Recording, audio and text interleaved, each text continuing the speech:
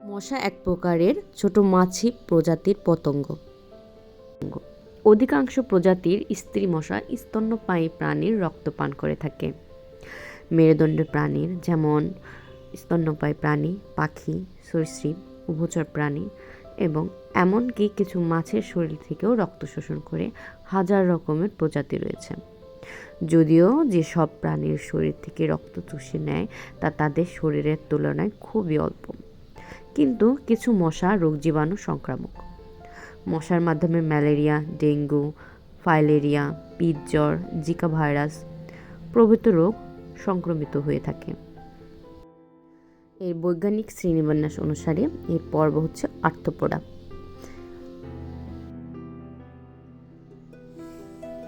মশার দাঁত সংখ্যা 47টি। মশা কিন্তু রক্ত খেয়ে বেঁচে থাকে তা না, মূলত রক্তের প্রোটিন অংশটি কাজে লাগিয়ে তারা ডিম পাড়ে। তাই তো পুরুষ মশা কখনো হুল ফোটায় না। পুরুষ মশা কেবল একদিন বাঁচে, নারী মশা সচরাচর 6 থেকে 8 সপ্তাহ বেঁচে থাকে। আর পুরুষ মশা একদিনের বেশি বাঁচলেও তাদের পরিস্থিতি একেবারে নাজুক হয়ে পড়ে।